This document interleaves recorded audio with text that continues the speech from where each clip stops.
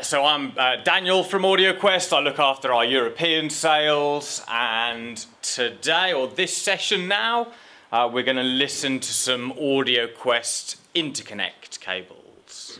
To je Daniel z AudioQuestu, je to sales manager pro náš region a dneska budeme poslouchat propojovací nebo interconnect kabely AudioQuest. When a signal travels along a cable, really only two things are happening. Number one, the cable is losing information.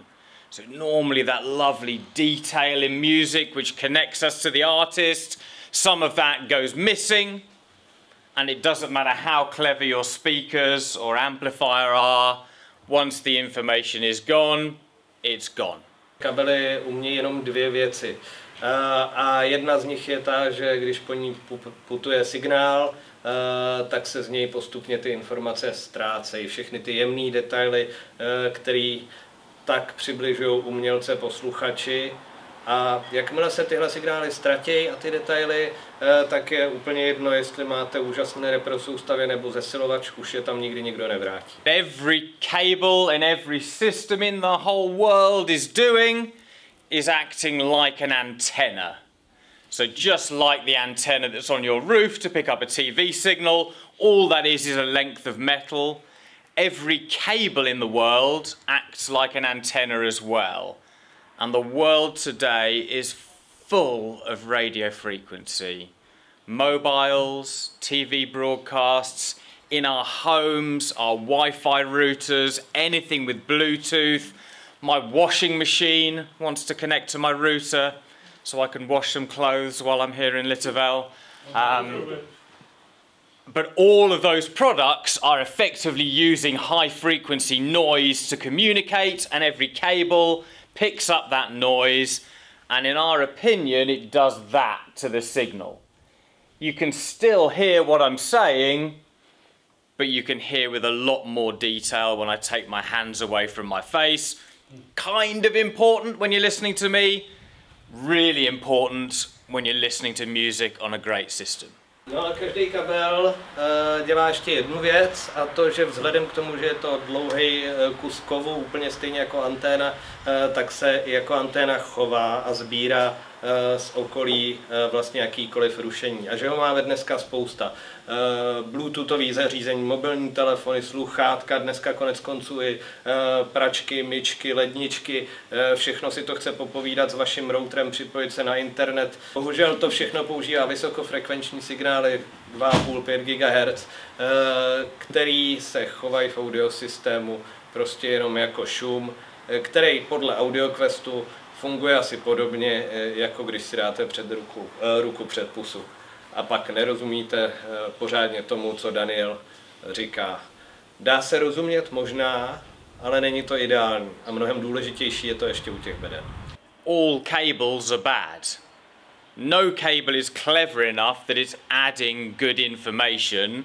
The very best cables in the world lose the least useful information and add the smallest amount of noise picked up via RF. Neexistuje žádný dobrý kabel, že vlastně všechny kabely signálu akorát škodějí a že i ty nejlepší kabely fungují prostě jenom tak, že ztratějí nejméně toho hodnotného signálu a přidají nejméně rušení. But when I change any AudioQuest cables, I'll tell you the main ingredients which are changing so that we understand why there's a change in performance. Pokaždý, když se posuneme v té nabídce trošku vejš, řekne, který z těch ingrediencí, který z těch technologií se změnily a jakým způsobem. So we're going to listen to Mark Levinson's streamer, N055101, catchy name.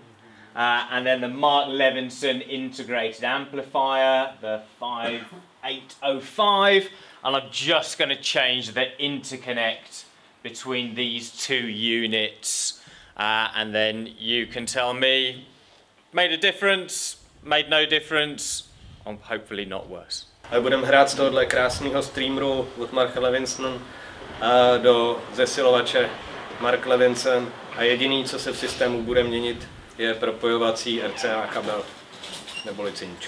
We're going to start using an AudioQuest Red River interconnect, so it's about €250, just to give us a baseline.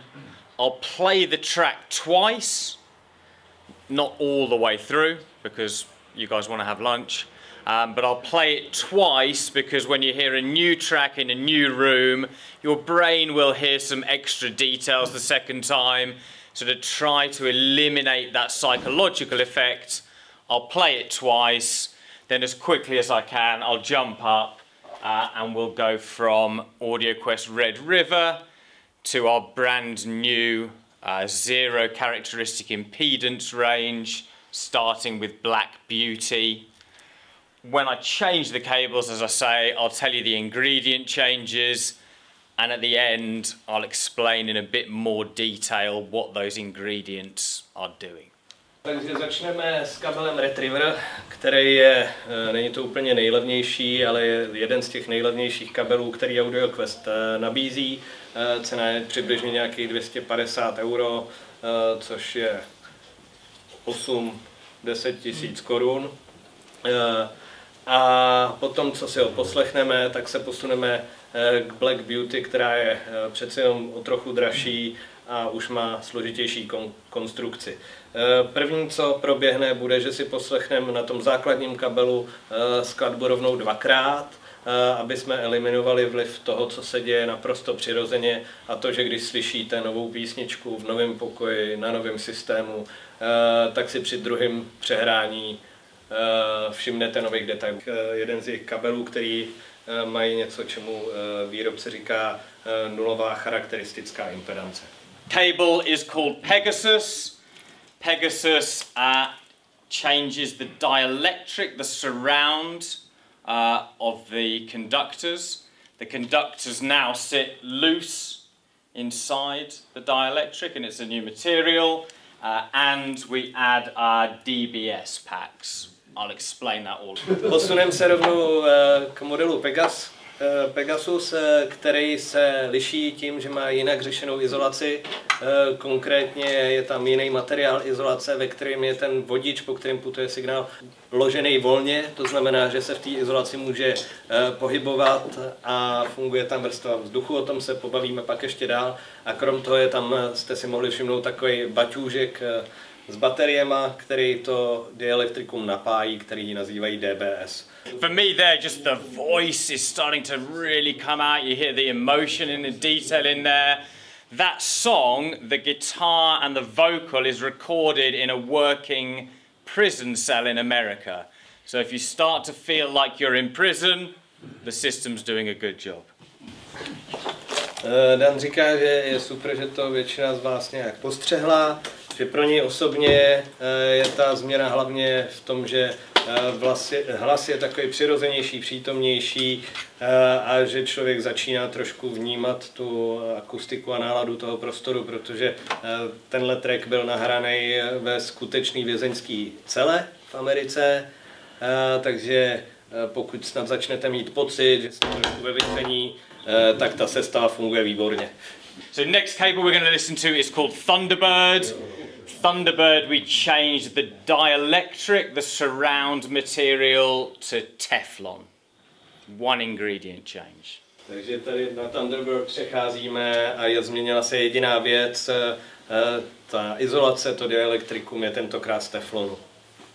Měli doteď místo měděných vodičů používá stříbrný vodiče. A tím nemyslím postříbřený, ale opravdu čistý stříbro. Silver is the best conductor in the world. It's particularly effective at taking away high frequency noise. So for me, you just get this. It's like the roof is lifted off when you go for silver. The one thing that is better than silver is more silver. So in Dragon, the primary conductors, this is our top interconnect, but also the drain wires, those which are in there just to take noise away from the signal, are now also 100% solid silver. Asi jste si všimli, že ten zvuk působil zase trošku jinak, díky tomu, že stříbro je vlastně nejlepší vodič, který známe. Je jedna věc, která je lepší než stříbro, a to je samozřejmě ještě trochu víc stříbra.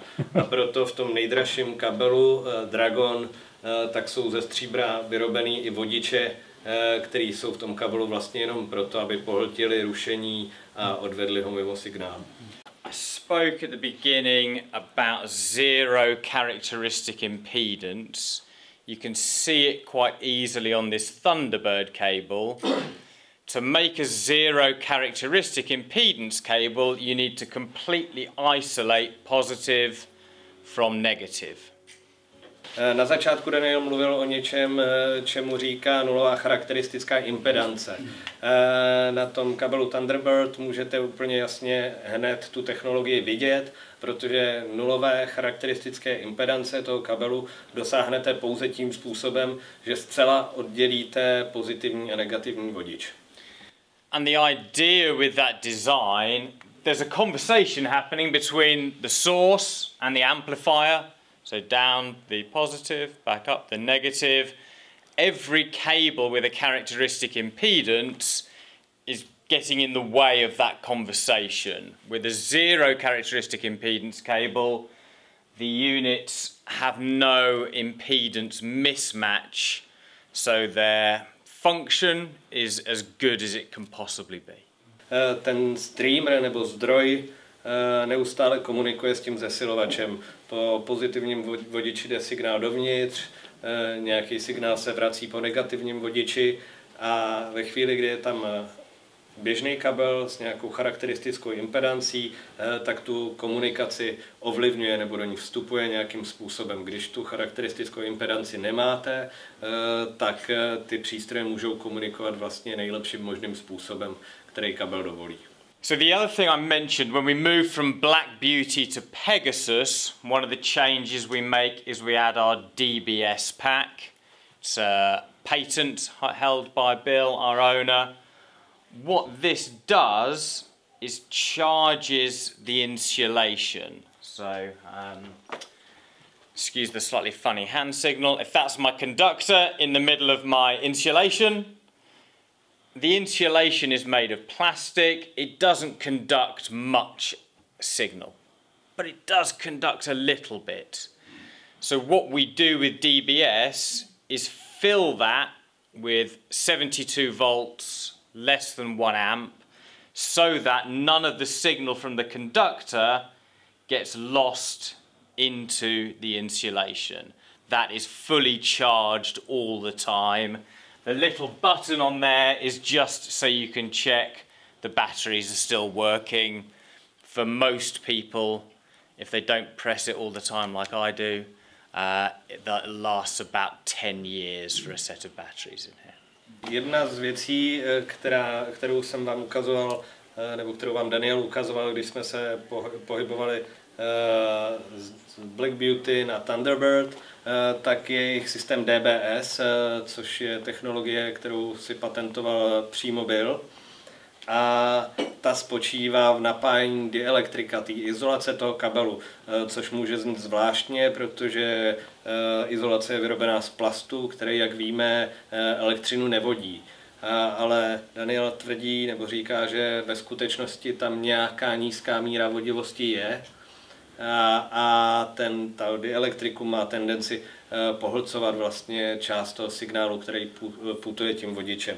Proto tady ten batůžek napájí tu izolaci neustále 72V napětím s velmi nízkým proudem a tak vlastně nasytí tu izolaci, takže není schopná přijímat jakýkoliv jiný náboj z okolí a chrání lépe ten samotný signál.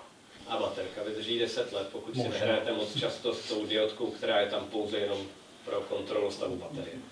So really just two things I'd like to leave you with, folks. Number one, what you heard there is how, as AudioQuest, because we understand the ingredients, and we make cables in lots and lots and lots of different categories: speaker, USB, power, network, all sorts of different cables. Essentially, by understanding the ingredients and by changing one or two, we can deliver a consistent change in performance as you move up through any of our ranges. Takže vlastně jediný, co by si Daniel přál, abyste si odsud odnesli, je, že jako AudioQuest se naučili nějakým způsobem zacházet s těma základníma 4 ingrediencema, který mění vlastnosti kabelu, a taky, že AudioQuest těch kabelů za 40 let, víc než 40 let dělá spoustu, takže najdete napájecí kabely, signálové kabely, USB kabely, docela i síťové kabely, kde tyhle základní ingredience dokážou způsobit změnu, kterou jste teďka slyšeli. So if you spend 100 krona or 100,000 krona on an AudioQuest cable, 100% of the ingredients are ours. We don't buy metal in China. We make it in America for our copper and in Japan for our silver with a special partner. All the plugs are ours. Things like DBS and zero characteristic are patented design. So absolutely everything is AudioQuest, and we don't share with any other cable manufacturer. A ať už si koupíte AudioQuest za 100 korun nebo za 100 000 korun, vždycky bude od A do Z vyrobený přímo AudioQuestem.